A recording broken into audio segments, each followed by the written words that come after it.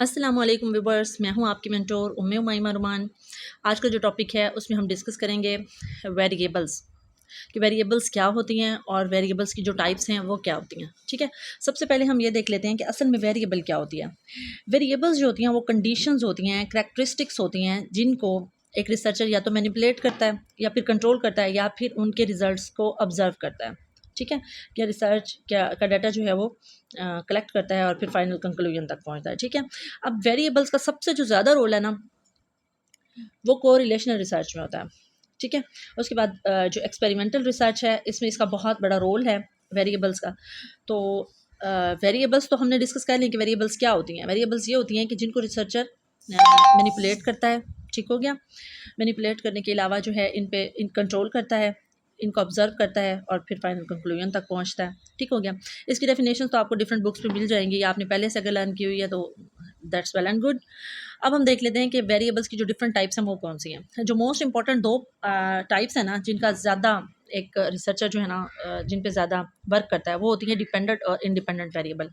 अब सबसे पहले ये देख लेते हैं कि डिपेंडेंट वेरिएबल्स क्या होती हैं। जो डिपेंडेंट वेरिएबल्स होती हैं ये ऐसी वेरिएबल्स होती हैं जिनको रिसर्चर जो है मैनिपुलेट करता है, कंट्रोल करता है और ऑब्जर्व करता है और इनके रिजल्ट्स देखता है डिपेंडेंट वेरिएबल्स पे। ठीक हो गया, और जो डिपेंडेंट वेरिएबल्स होती हैं वो ऐसी वेरिएबल्स होती हैं जिन पे हम इंडिपेंडेंट वेरिएबल्स का रिजल्ट देखते हैं। ये दो मेन वेरिएबल्स होती हैं। हमारा जो रिवार्ड होता है, जो पनिशमेंट होती है, उसका इफेक्ट स्टूडेंट पे क्या पड़ता है। अब जो रिवार्ड और पनिशमेंट है ये हमारी इंडिपेंडेंट वेरिएबल्स होंगी क्योंकि हम पनिशमेंट या रिवार्ड को कम या ज़्यादा कर सकते हैं। ठीक है, और जो स्टूडेंट है स्पेसिफिक स्टूडेंट, जो नंबर ऑफ स्टूडेंट्स हमारे पास होंगे वो हमारे पास डिपेंडेंट वेरिएबल्स हैं क्योंकि हमने जो इफेक्ट देखना है ना रिवार्ड का या पनिशमेंट का वो हमने देखना है स्टूडेंट्स पे।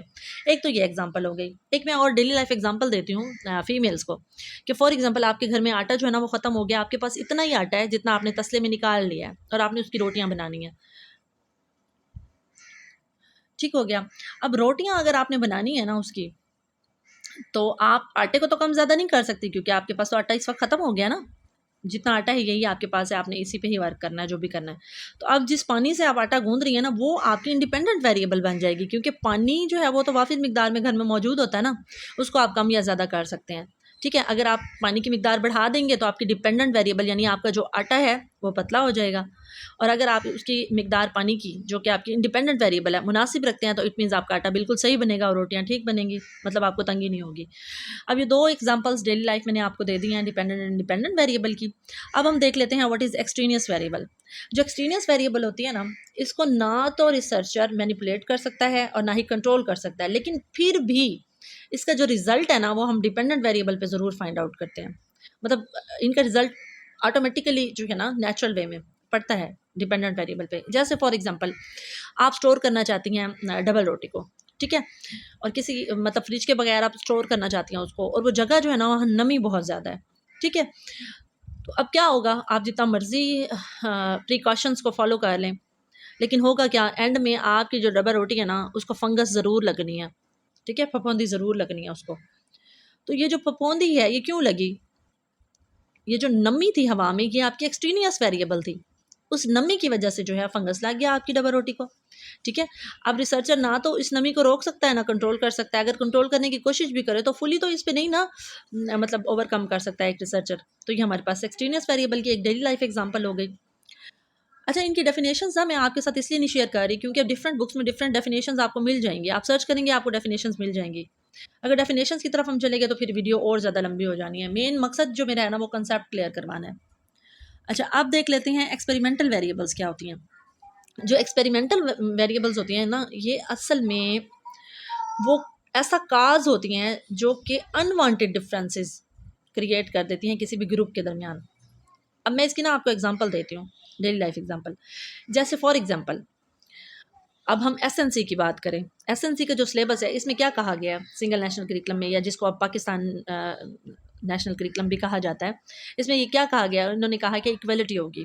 ठीक है, सिलेबस सबका सेम होगा, बेशक प्राइवेट सेक्टर है या गवर्नमेंट सेक्टर है या पब्लिक सेक्टर है। ठीक है, उसके बावजूद भी हम देखेंगे इन फ्यूचर जब हम रिसर्च कंडक्ट करेंगे हम देखेंगे कि इसके जो इफ़ेक्ट्स आए ना वो सेम नहीं आए। ठीक है, उसके इफेक्ट सेम नहीं आए, कोई एक अनवांटेड डिफरेंस ऐसा होगा जिसकी वजह से इफेक्ट सेम नहीं आते। देखिए वो डिफरेंस क्या हो सकता है। स्टूडेंट्स की लर्निंग लिमिटेशंस हो सकती हैं, लर्निंग डिफ़िकल्टीज़ हो सकती हैं, टीचर्स की अपनी अलग अलग अप्रोच हो सकती है। अब सिलेबस तो हमने एक जैसा प्रोवाइड कर दिया, लेकिन ज़रूरी तो नहीं है ना कि हर टीचर उसको वैसा पढ़ाए भी सही। कुछ स्कूल्स में सब्जेक्ट स्पेशलिस्ट नहीं होंगे, कुछ स्कूल्स में टीचर्स जो हैं वो वर्क नहीं करना चाहते होंगे, या टीचर अगर वर्क करना भी चाहते हैं तो उसको स्टूडेंट ऐसा नहीं मिलता जिसकी मेंटल एबिलिटी ऐसी हो, या स्टूडेंट्स का जो इन्वायरमेंट घर का है वो ऐसा नहीं है कि वो मज़ीद घर में स्टूडेंट को सिलेबस पे वर्क करवाएं। तो ये इन्वायरमेंटल फैक्टर्स, मतलब हमारा जो इन्वायरमेंट होता है, यानी हम क्लास में कंड्यूसिव इन्वायरमेंट नहीं प्रोवाइड कर सकते। तो कुछ इन्वायरमेंटल फैक्टर्स या वेरिएबल्स ऐसे होते हैं जो हमारे लिए अनवांटेड होते हैं, हमें उनकी ज़रूरत नहीं होती, लेकिन उसके बावजूद जो है ना वो डिफरेंट ग्रुप्स पे अगर हम एक ही तरह का एक्सपेरिमेंट कर रहे हो तो उनमें अलग अलग हमें ना जो कॉन्सिक्वेंसेस मिलते हैं या जो हमें आउटपुट मिलता है ना वो अलग अलग मिलता है। जैसे इसी सिंगल नेशनल करिकुलम को आप गवर्नमेंट सेक्टर में ही, आप प्राइवेट के साथ तो इसका कंपटीशन छोड़ दें, आप गवर्नमेंट सेक्टर के ही डिफरेंट स्कूल्स में जाके ऑब्जर्व कर लें, आपको डिफरेंट आउटपुट्स मिलेंगे। ये सब क्यों होता है? ये इन्वायरमेंटल वेरिएबल्स की वजह से हो सकता है, इन्वायरमेंटल फैक्टर्स की वजह से हो सकता है, वो डिफरेंट हो सकते हैं, जो मैंने आपको एग्जांपल्स दे दी। अच्छा, इसके बाद अब हम देख लेते हैं ऑर्गेनिज्मिक वेरिएबल्स क्या होती हैं। जो ऑर्गेनिज्मिक वेरिएबल्स होती हैं ना, उसमें डिफरेंट ऑर्गेनिजम्स की डिफरेंट करेक्टरिस्टिक्स को हम देखते हैं।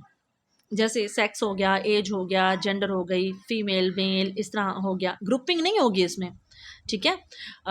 रंग व नस्ल हो गया, ज़ात पात हो गई, फ़िरके हो गए, इस तरह की चीज़ें जो होती हैं ना वो ऑर्गेनिज्मिक वेरिएबल्स होती हैं, ठीक है। अब मैं इसकी ना आपको एग्जांपल देती हूँ। जैसे आप एक किसी डिस्ट्रिक्ट की ना, किसी एक डिस्ट्रिक्ट की, मेरा डिस्ट्रिक्ट लोधरा है या मेरा मेका डिस्ट्रिक्ट जो है वो विहाड़ी है, आप सब लोगों को पता ही है। तो फॉर एग्जांपल मैं रिसर्च कर रही हूँ विहाड़ी डिस्ट्रिक्ट पे, ठीक है। अब विहाड़ी का जो डिस्ट्रिक्ट है ना, उसमें मैं रिसर्च कर रही हूँ कि जितने भी पीएचडी टीचर्स हैं उन पे मैं ये रिसर्च कर रही हूँ कि उनकी जो सैलरी है अगर उसको बढ़ा दिया जाता है, उनके मतलब फाइनेंशियल प्रॉब्लम्स को कम कर दिया जाता है, तो क्या उनकी टीचिंग के जो आउटपुट्स हमें मिलते हैं उसमें कुछ चेंज आता है, ठीक है। बेशक मैं रिसर्च सब पे कर रही होंगी, लेकिन अब जो टीचर्स हैं ना मेरे पास, एक तो उनकी एज सेम नहीं होगी, कुछ सीनियर होंगे, कुछ जूनियर होंगे, फिर उनके सब्जेक्ट्स सेम नहीं होंगे, ठीक है।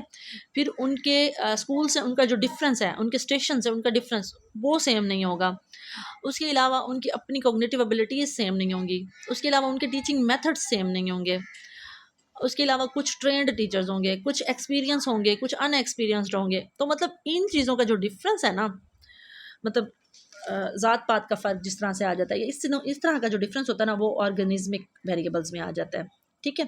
अब इन्वायरमेंटल फैक्टर्स या वेरिएबल्स जो हैं उनको आपने ऑर्गेनिज्मिक के साथ जो है ना मिक्स नहीं कर देना। जो इन्वायरमेंटल है ना वो हमारे माहौल का असर है, ठीक है, और जो ऑर्गेनिज्मिक है वो किसी स्पेसिफिक इंसान की बात हो रही है, ठीक हो गया।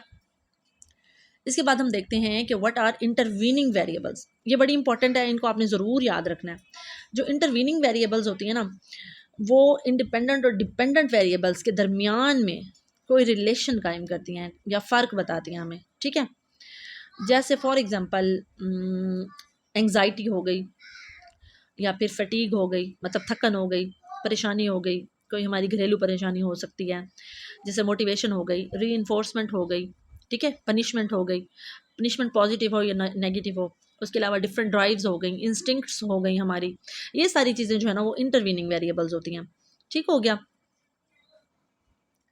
ये जो इंटरवीनिंग वेरिएबल्स होती हैं ना, ये असल में डिपेंडेंट और इंडिपेंडेंट वेरिएबल के दरमियान इंटरवीन करती हैं, ठीक है। हम इनका मतलब लिंक का काम करती हैं, ऐसे समझ लें, ठीक है। अब मैं इसकी एग्जांपल दूँ ना तो इस वक्त मेरे माइंड में ये आ रही है। फॉर एग्जांपल आप ना दो स्टूडेंट्स को लेते हैं अपनी क्लास में, क्लासरूम लेवल की एग्जांपल दे देती हूँ। आप दो स्टूडेंट्स को लेते हैं, एक स्टूडेंट को आप रीइंफोर्समेंट देते हैं और दूसरे को पनिशमेंट देते हैं, ठीक है। अब इनके माबीन जो फ़र्क होगा वो आप वाज़े देख लेंगे। जिसको आप रीइंफोर्समेंट दे रहे हैं ना, वो बच्चा बहुत अच्छे रिजल्ट्स प्रोड्यूस करेगा, और जिसको पनिश कर रहे हैं उसका कॉन्फिडेंस लेवल बहुत लो हो जाएगा, ठीक है। अब इन दोनों सूरतों में जो डिपेंडेंट और इंडिपेंडेंट वेरिएबल है, मतलब डिपेंडेंट हमारे पास स्टूडेंट्स हो गए और इंडिपेंडेंट वेरिएबल पनिशमेंट हो गई और मोटिवेशन का फैक्टर हो गया, ठीक है, या रीइंफोर्समेंट का फैक्टर हो गया। तो ये चीज़ें जो है ना इनके दरमियान आपस में जो इंटरवीनिंग का काम करेगी ना, ये इंटरवीनिंग वेरिएबल होगी, ठीक हो गया। अब हम आ जाते हैं कंफाउंडिंग वेरिएबल। अब हम पहले ये देखते हैं कि कंफाउंडिंग वेरिएबल्स होती क्या हैं। मतलब कंफाउंडिंग वेरिएबल्स ऐसी होती हैं जिनका कोई इंटरेस्ट नहीं होता हमारी रिसर्च में, लेकिन ये हमारे रिज़ल्ट को जो है ना ऐसे समझ लें कि उनमें रद्द-बदल कर देती हैं, उसमें खलल पैदा कर देती हैं, ठीक है? पॉज़िटिव वे में नहीं होती कन्फाउंडिंग। कन्फाउंडिंग जो होती है ना, ये नेगेटिव वे में होती हैं, इंटरवीनिंग पॉज़िटिव वे में होती हैं, ठीक है? सम टाइम ये नेगेटिव में जा सकती हैं, नो डाउट, लेकिन कन्फाउंडिंग जो वेरिएबल्स होती हैं ना, वो होती ही नेगेटिव है, मतलब हमें इनके इफ़ेक्ट की ज़रूरत नहीं होती, ठीक है? लेकिन ये एक्सट्रेनियस वेरिएबल्स की तरह ना डिफरेंट जो इफ़ेक्ट है ना, वो डाल देती हैं हमारी रिसर्च पे, ठीक है? जैसे मैं कैसे आपको इसकी एग्ज़ाम्पल दूँ? अच्छा, मैं एक सेकंड इसकी कोई एग्ज़ाम्पल सोचती हूँ, फिर आपको बताती हूँ। जी, मेरे माइंड में ना एक बड़ी ज़बरदस्त सी इसकी एग्ज़ाम्पल आई है। शायद आप लोग इस पे हँसे, लेकिन इससे आपको समझ में आ जाएगी कि कंपाउंडिंग वेरिएबल्स होती क्या हैं। जैसे फॉर एग्ज़ाम्पल ना एक ब्यूटी प्रोडक्ट्स बनाने वाली कंपनी है, वो रिसर्च कर रही है कि जो औरतों की जिल्द है ना, उस पे सूरज की शुआओं का क्या असर होता है, ठीक है? अच्छा, वो ये देख रहे हैं कि सूरज की शुआओं का आपकी जिल्द पे क्या असर होता है, आपकी स्किन पे क्या असर होता है, ठीक है? और वो एक कमर्शियल बनाते हैं ऑन एयर करने के लिए, ऑनलाइन दिखाने के लिए, टीवीज़ पे, मतलब डिफरेंट चैनल्स पे दिखाने के लिए कि मतलब सूरज की शुआओं का ना आपके चेहरे पे क्या असर होता है। और वो आपके सामने एक आइसक्रीम ले आते हैं, ठीक है? वो आइसक्रीम ले आते हैं ये दिखाने के लिए कि सूरज की जो धूप है ना, उससे आइसक्रीम का क्या हशर होता है, कितनी जल्दी वो पिघल जाती है गर्मी की वजह से, ठीक है? और इससे वो आपको ये शो कराना चाहते हैं कि आपकी स्किन पे भी तो इसी तरह का असर होता होगा ना। मतलब आपकी स्किन को भी जिस तरह से आइसक्रीम बर्न होती जा रही है या मेल्ट होती जा रही है, आपकी स्किन भी तो इसी तरह से बर्न होती होगी ना। तो आप देखा जाए तो हमारी जिल्द के साथ, हमारी स्किन के साथ आइसक्रीम का तो कोई तुक नहीं बनता। बनता है? नहीं बनता ना, बिल्कुल भी नहीं बनता आइसक्रीम के साथ हमारी स्किन का। लेकिन उन्होंने हमें ये बात समझा दी, उन्होंने हमें ये आइडिया समझा दिया कि सूरज की जो शुआएँ हैं, उसका नेगेटिव इफ़ेक्ट जो है ना, वो हमारी स्किन पे हो सकता है, ठीक है? असल यही काम जो करती है ना, कंफाउंडिंग वेरिएबल्स करती हैं। हमें इनकी ज़रूरत नहीं होती, लेकिन मतलब हमें इनमें कोई इंटरेस्ट भी नहीं होता, लेकिन ये खुद अपना आप मनवा लेती हैं, ठीक है? अब हम इसके बाद देख लेते हैं कंफाउंडिंग वेरिएबल्स के बाद कंटीन्यूअस वेरिएबल। अब ये जो कंटीन्यूअस वेरिएबल्स होती हैं ना, ये आप ऐसे कंटीन्यूअस का वर्ड जो है ना, इससे ही आपको समझ जाना चाहिए कि ये किस तरह की होती हैं। मतलब ये एक ना ऐसे समझ लें कि एक स्पेसिफिक रेंज होती है, ठीक है? उसके दरमियान में ही एग्जिस्ट करेंगी, लेकिन होंगी कंटीन्यूअस, मतलब मुसलसल चल रही होंगी, लेकिन अपनी रेंज के अंदर। ये चीज़ आपने माइंड में रखनी है। जैसे फॉर एग्जांपल हम किसी स्कूल पे रिसर्च कर रहे हैं, हम ये देख रहे हैं कि जो 5 से 6 साल, 5 साल की उम्र से लेके 6 साल तक की एज के जो बच्चे हैं, उनकी मेंटल अप्रोच कैसी है, हम ये देखना चाहते हैं, ठीक है? अब इसमें हम जो बच्चे लेते हैं, ज़रूरी तो नहीं है ना सिर्फ हमें 5 साल के मिल जाएँ एग्जैक्ट एक ही डेट के, या फिर एग्जैक्ट 6 साल के ही बच्चे मिल जाएँ। ऐसा तो नहीं होता ना, डेट ऑफ बर्थ तो हर स्टूडेंट की डिफरेंट होती है। अब इसमें मैं आपको बताती हूँ कि हम कैसे समझेंगे कंटिन्यूअस वेरिएबल्स को। हम इसमें कंटिन्यूअस वेरिएबल्स को इस तरह से समझ सकते हैं कि कोई बच्चा जो है उसकी उम्र 5 साल 1 माह होगी, किसी स्टूडेंट की 5 साल 2 माह होगी, किसी स्टूडेंट की एज जो है वो 5 साल और 2 दिन होगी, किसी की पूरी 5 साल होगी, किसी की 6 साल होगी, किसी के 6 साल होने में 2 दिन रहते होंगे, किसी के 6 साल होने में 15 दिन रहते होंगे। समझ में आ रही है बात? तो मतलब होगी तो उसी रेंज के अंदर, मतलब 5 से 6 साल तक की एज के बच्चे होंगे, लेकिन वो एज क्या होगी, कंटिन्यूअस प्रोसेस में होगी। या तो बच्चे 5 साल से 6 साल के होने वाले होंगे, या हो चुके होंगे, या जस्ट 5 साल के होंगे, मतलब 5 से 6 के दरमियान कंटिन्यूअस जा रही होगी वो चीज़। होपफुली आपको इस एग्ज़ाम्पल से ना ये बात समझ में आ गई होगी। अच्छा, अब हम देख लेते हैं व्हाट इज़ डिस्क्रीट वेरिएबल। अच्छा, ये जो डिस्क्रीट वेरिएबल है ना, इसको आपने ज़रूर लर्न करना है, इसकी डेफिनेशन को, ये भी बड़ी इंपॉर्टेंट है। अब ये डिस्क्रीट वेरिएबल होती क्या है?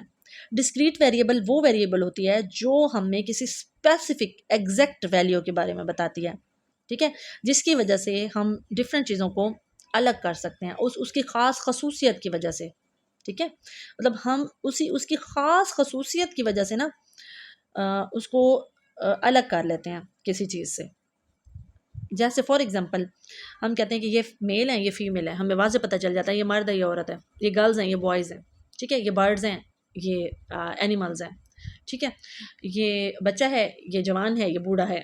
इस तरह मतलब हम एक एग्जैक्ट किसी उनके फिगर की वजह से, उनकी किसी स्पेसिफिक वैल्यू की वजह से, किसी ख़ास खसूसियत की वजह से हम उनको ग्रुप्स में डिवाइड कर देते हैं। ये होती है हमारे पास डिस्क्रीट वेरिएबल। अच्छा, उसके बाद प्रिडिक्टेड वेरिएबल, जो प्रिडिक्टेड या प्रिडिक्टर भी कहते हैं इनको। ये जो वेरिएबल होते हैं ना, ये दूसरा नाम होता है इंडिपेंडेंट वेरिएबल का, ठीक है, बस सिंपल सी बात है, इसको अपने माइंड में रखना है। मैं पहले भी आपको बता चुकी हूँ मतलब इंडिपेंडेंट वेरिएबल और डिपेंडेंट वेरिएबल के डिफरेंट नाम। और जो आउटकम वेरिएबल्स होती हैं वो होती हैं हमारे पास डिपेंडेंट वेरिएबल, क्योंकि हमने प्रेडिक्टर का जो आउटकम होता है वो डिपेंडेंट वेरिएबल्स पे ही देखना होता है ना, तो आउटकम वेरिएबल्स होती हैं डिपेंडेंट वेरिएबल्स। अच्छा, अब मज़े की वेरिएबल आ रही है, वो है जी डम्मी वेरिएबल या फिर इंडिकेटर वेरिएबल। अच्छा, सबसे पहले तो आप ये समझे ना कि डम्मी क्या होती है। आप लोग अक्सर डिफरेंट मॉल्स में गए होंगे, आपने देखा होगा कि डिफरेंट मतलब मुजस्मे होते हैं जिन्होंने कपड़े पहने हुए होते हैं, आउटलेट्स पे जाएँ तो ड्रेसेस पहने होते हैं। असल में वो इंसान तो नहीं होते ना, लेकिन उनकी बॉडी पे वो कपड़े पहना के हमें ये दिखाया गया होता है आर्टिफिशियल वे में कि ये सूट आपके ऊपर कैसा लगेगा, ठीक है ना? ये एक आर्टिफिशियल वे क्रिएट कर देते हैं वो। अब जो डम्मी वेरिएबल्स होती हैं ना, वो होती ही ऐसी वेरिएबल्स हैं, इनको इंडिकेटर वेरिएबल्स भी कहते हैं, क्योंकि ये इंडिकेशन शो करती हैं किसी भी चीज़ की। आर्टिफिशियल वे में हमें ये बताया जाता है कि डाटा को अलग करेंगे तो फिर उसको किस तरह से मैनिपुलेट करना है, मतलब बजाय इसके कि हम रियल सिचुएशन में एक डाटा को मैनिपुलेट करके और फिर अपने रिसर्च को ख़राब कर लें, पहले हम कोई ऐसा स्पेसिफिक एरिया अगर है जिसको हम मैनिपुलेट करना चाह रहे हैं, ठीक है, या जिस पे हम रद्द-बदल चाह रहे हैं, तो पहले हम उसको डमी वेरिएबल्स के थ्रू करके देखते हैं। अगर तो हमारे पास डिज़ायर्ड रिजल्ट आ जाते हैं ना, तो फिर हम उसको अपनी एक्चुअल रिसर्च पे इम्प्लीमेंट कर देते हैं। अगर नहीं आते तो फिर हम उसको छोड़ देते हैं, ठीक है। अब डमी वेरिएबल जो है ना, इसकी अगर मैं एग्जांपल दूँ ना, तो इसकी एग्जांपल मेरे माइंड में ये आ रही है कि जैसे फॉर एग्जांपल हम फार्मी चूज़े जो होते हैं, छोटे-छोटे चूज़े आपने अक्सर देखे होंगे, चिक्स होते हैं। 20-20, 30-30 रुपए में ना दुकानों पे मिल जाते हैं। तो अक्सर बच्चे भी, आपके घरों के बच्चे, उनको लेके उनकी परवरिश करने की कोशिश करते होंगे। तो फॉर एग्जांपल हम ये देखना चाहते हैं, हम इस पे रिसर्च करना चाह रहे हैं कि इन पे ना माहौल का क्या असर होगा। ठीक है, अब हम ये चाह रहे हैं कि बहुत सारे जो चिक्स हैं हमारे पास, हम कुछ को सर्दी में रख के देखें कि सर्दी में इनकी परवरिश ठीक होती है या नहीं, कुछ को हम गर्मी में रख के देख लें कि गर्मी में इनकी परवरिश ठीक होती है या नहीं, और कुछ को हम ना मतलब मोतदिल मौसम में रख के देख लें कि इनकी ना किस तरह की परवरिश होती है। अब इसके लिए बजाय हम लॉन्गिट्यूडनल रिसर्च करें कि हम लंबे अरसे तक देखें, पहले हम गर्मियों का इंतज़ार करें, फिर हम उसको जो है सर्दियों का इंतज़ार करें, ठीक है, फिर हम मोतदिल मौसम का इंतज़ार करें। हम उसको at the pinch of time करना चाह रहे हैं और हम अपना हॉरिजॉन्टल वे यूज़ कर रहे हैं डिस्क्रिप्टिव रिसर्च में। तो अब हम क्या करेंगे, हम ये देखेंगे कि एक ही टाइम में हमने कुछ चीज़ों को मतलब एसी वाले रूम में रख लेंगे मुसलसल, कुछ को ऐसे रूम में रख लेंगे जिसमें इनक्यूबेटर वगैरह लगे हुए होंगे, और कुछ जो है ना वो ठंडे मीठे मौसम में हम उनको बाहर ऐसे ही छोड़ देंगे, ठीक है। अब ज़ाहिर है खाना खाने के लिए तो वो इकट्ठा करेंगे हम उनको, या हम ये देखना चाहते हैं कि मतलब वो जो चिक्स हैं हमारे, या चूज़े हैं जो, वो मिक्स ना हो जाएँ। तो हम क्या करते हैं, हमने जिन चीज़ों को गर्मी वाले मौसम में रखना है ना, हम उनको लाल रंग कर देते हैं सबको, ठीक है, कैटेगराइज़ कर दिया उनको। अब जिनको सर्दी में रखना है फॉर एग्ज़ाम्पल, उन पे हम पीला कलर कर देते हैं, और जिनको ठंडे मीठे मौसम में रखना है, मुतदिल मौसम में रखना है, उनको हम सब्ज़ रंग कर देते हैं, ग्रीन कलर का कर देते हैं। तो बेशक हम किसी वक़्त उनको मिक्स भी करते हैं, कुछ रिज़ल्ट्स देखने के लिए, खाने के हवाले से या किसी भी हवाले से देखना चाहते हैं कि कौन-सा चूज़ा जिसको हमने सर्दी में रखा वो ज़्यादा अच्छा खा रहा है, ज़्यादा अच्छा फ़ील कर रहा है, जिसको गर्मी में रखा, सबको एक साथ रख के हम उनका रिज़ल्ट देखना चाहते हैं।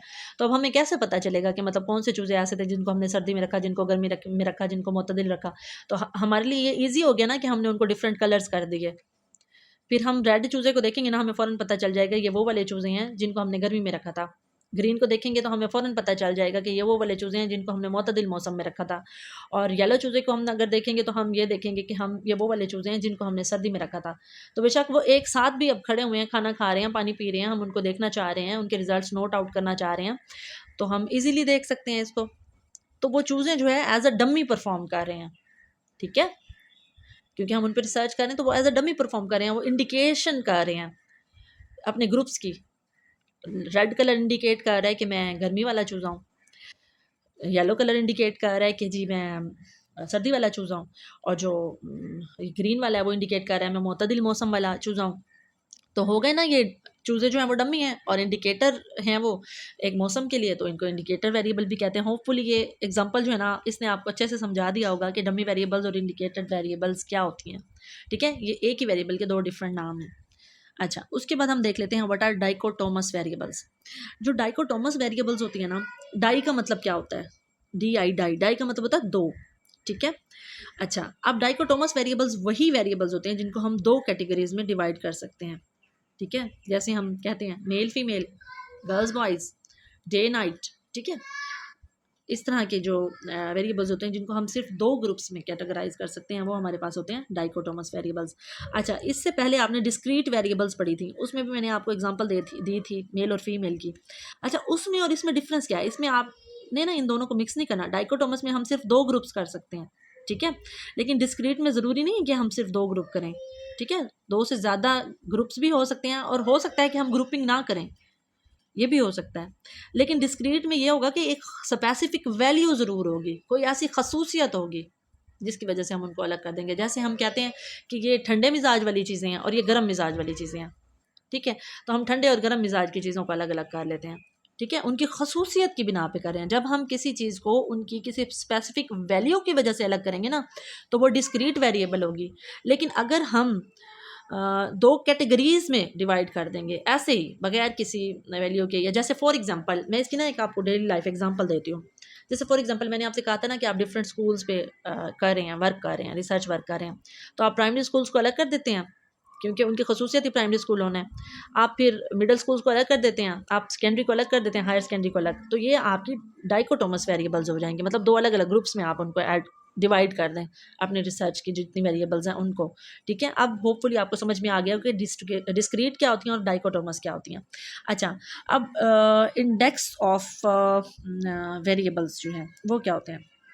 जो इंडेक्स वेरिएबल्स होती हैं ना, ये असल में ऐसी वेरिएबल्स होती हैं जो कि डिफरेंट वेरिएबल्स का कम्बिनेशन होती हैं, ठीक है, डिफरेंट वेरिएबल्स का कम्बिनेशन होती हैं। अब वेरिएबल्स तो डिफरेंट होंगे, ठीक है, लेकिन उनकी मतलब उनको इकट्ठा कर देंगी ना, कोई ऐसी खूबी होगी उनकी जिसकी वजह से हम उनको इकट्ठा कर देंगे। जैसे अभी मैंने आपको एग्जांपल दी थी ना डिफरेंट स्कूल्स की, ठीक है, तो हम अगर एक ग्रुप ऑफ टीचर्स इकट्ठा कर रहे हैं तो उनमें कोई ना कोई खसूसियत सेम होगी। जैसे हम प्राइमरी स्कूल के टीचर्स तो ले रहे हैं, ठीक है, जैसे मैंने अभी आपको एग्जांपल दी थी ना इसमें डाइकोटोमस में, प्राइमरी गवर्नमेंट टीचर्स और एलिमेंट्री गवर्नमेंट टीचर, ये 2 ग्रुप हमने डाइकोटोमस में बना लिए। लेकिन इंडेक्स वेरिएबल क्या होगा? इंडेक्स वेरिएबल ये होगा कि जितने भी इंग्लिश के टीचर्स हैं हमने अलग कर लिए, मैथ के टीचर्स हमने अलग कर लिए, उर्दू के टीचर्स हमने अलग कर लिए, अरेबिक के टीचर्स हमने अलग कर लिए, ठीक है। तो ये इंडेक्स होगा कि मतलब उनकी किसी सिमिलर खूबी की वजह से उनको हमने एक अलग ग्रुप में डिवाइड कर दिया, ठीक हो गया। अच्छा, उसके बाद एक और न्यू कॉन्सेप्ट है लॉ ऑफ सिंगल वेरिएबल। जो लॉ ऑफ सिंगल वेरिएबल है ना, ये असल में ऐसा होता है कि असल में ना ये एक लॉ था लेकिन इसको वेरिएबल्स की शक्ल दी गई है। J.S. मिल, ये जो इंग्लिश लिटरेचर के स्टूडेंट्स हैं ये इसको अच्छे से समझ लेंगे। J.S. मिल ने इसको प्रेजेंट किया और मैं ना इसको डेली लाइफ एग्जांपल से आपको समझाती हूँ, आपको ठीक समझ आएगी। जी, तो मैं आपको एग्जांपल दे रही थी ना इसकी, जैसे फॉर एग्जांपल आप ये सोचें। अच्छा, पहले इसका कंसेप्ट सुने फिर एग्जांपल सुने आप। जो लॉ ऑफ सिंगल वेरिएबल है ना, उसमें J.S. मिल इस लॉ में ये कहता है कि मतलब हम 2 डिफरेंट छोटे-छोटे एक्सपेरिमेंट्स कर रहे हैं, ठीक है। अब 2 ग्रुप्स पे हम अलग-अलग एक्सपेरिमेंट कर रहे हैं लेकिन हम उनको सारी सिचुएशन सेम देते हैं। अगर दर्जा हरारत की बात करें तो वो सेम है, जगह सेम है, मतलब हर तरह की कंडीशंस जो है ना उस रिसर्च में सेम है। लेकिन कोई एक ऐसी सिचुएशन हम चेंज कर देते हैं किसी एक ग्रुप में जिसकी वजह से उसके रिज़ल्ट डिफरेंट आ जाते हैं। अच्छा, मैं इसकी ना एग्जांपल देती हूँ, आपको फिर समझ में आएगा। जैसे फॉर एग्जांपल हम ना एक डब्बे वाला दूध है हमारे पास और एक खुला दूध है। अब डब्बे वाले दूध जो है ना, उसको हम डब्बे वाले भी दूध वाले जो कंपनी वाले हैं वो 73 डिग्री सेंटीग्रेड पे फॉर एग्जांपल बॉयल करते हैं दूध को, और हम भी 73 डिग्री पे करते हैं। जितनी जी अज़ान हो रही थी तो फिर थोड़ा सा मैंने वीडियो को पॉज कर दिया।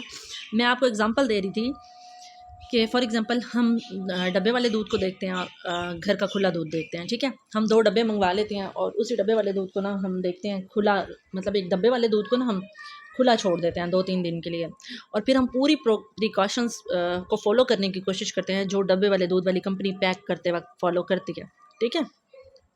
हम सेम एलुमिनियम फॉइल वाला पैक ले लेते हैं जिसमें हम उस दूध को पैक करते हैं। अगर वो 73 डिग्री सेंटीग्रेड पे उसको बॉयल करते हैं तो हम भी उसी तरह से करते हैं। जिस तरह से वो टेस्टिंग करते हैं हम उसी तरह से टेस्टिंग करते हैं, मतलब हम सारे प्रोसेस को बिल्कुल ठीक फॉलो करते हैं। लेकिन हम उसमें फूड प्रिजर्वेटिव्स का इस्तेमाल नहीं करते जो खुला दूध है उसमें, ठीक है, क्योंकि डब्बे वाले दूध में तो प्रिजर्वेटिव्स होते हैं, ठीक है।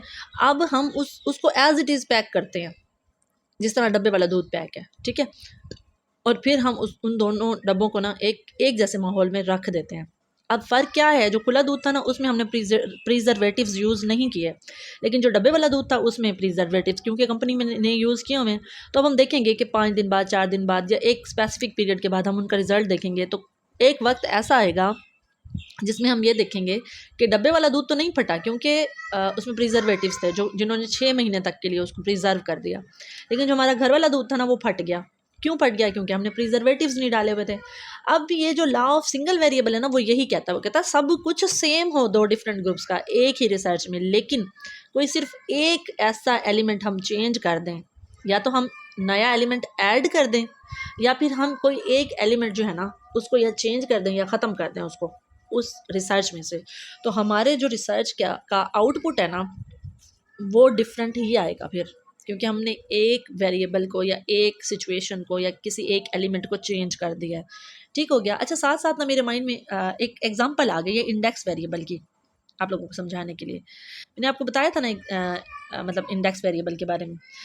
अच्छा, अब इंडेक्स वेरिएबल जो है ना सॉरी हाँ जी, इंडेक्स वेरिएबल जो है ना उसी की एग्जांपल बता रही हूँ। जैसे हम कैटेगराइज कर लेते हैं दो चीज़ों को। जैसे फॉर एग्जांपल हम ना डिफरेंट जानवरों पे रिसर्च कर रहे हैं, ठीक है, और उस रिसर्च में ना हम मैमल्स को अलग कर देते हैं, ठीक है, रेप्टाइल्स को अलग कर देते हैं और इंसेक्ट्स को अलग कर देते हैं, ठीक है। तो ये इंडेक्स वेरिएबल्स हो जाएंगी क्योंकि हम उनको किसी एक खूबी की वजह से एक अलग ग्रुप में रख रहे हैं। जो मैमल्स हैं, आपको पता है सारे मैमल्स जो हैं वो बच्चों को दूध पिलाते हैं, ठीक है। जो रिप्टाइल्स हैं, आपको उनकी एक जैसी खूबी क्या है कि वो ज़मीन पे रेंगेंगे और वो ख़तरनाक भी होंगे। और जो इंसेक्ट्स हैं वो उनमें से कुछ फ्लाई भी करेंगे, कुछ ज़मीन पे भी रेंगेंगे, ठीक है। तो मतलब ये इनकी एक जैसी खूबी की वजह से हम इनको अलग कैटेगरीज में डिवाइड करते हैं। ये होती है हमारे पास इंडेक्स वेरिएबल्स। अच्छा, अब आपको मैं ये बता दूं कि इन पे आपने मतलब इनके कंसेप्ट आपके ठीक हैं, क्लियर हों, ठीक है, लेकिन पेपर पॉइंट ऑफ व्यू से ना आपने जस्ट याद करनी है ना, डेफिनेशंस अगर लर्न करनी है तो वो आपने करनी है independent variable, dependent variable, extraneous variable, environmental variable और इंटरवीनिंग वेरिएबल्स, ठीक है। और ये जो न्यू कंसेप्ट है ना लॉ ऑफ सिंगल वेरिएबल, जो अभी मैंने आपको बताया है कि मतलब जो दूध वाली एग्जांपल दे के आपको समझाया ना, इनको बस आप लर्न करें पेपर पॉइंट ऑफ व्यू से, इनकी डेफिनेशंस को लर्न करें। बाकी कंसेप्ट आपके सारे इसी एक वीडियो में इंशाल्लाह क्लियर हो जाने हैं, ठीक हो गया। अच्छा, होपफुली आपको आज की वीडियो पसंद आई होगी। अगर वीडियो पसंद आई है तो वीडियो को लाइक कीजिएगा, शेयर कीजिएगा, और अगर आप मेरे चैनल पर न्यू हैं तो चैनल को सब्सक्राइब कीजिएगा। मिलते हैं फिर नेक्स्ट वीडियो में। टिल देन, अल्लाह हाफिज़।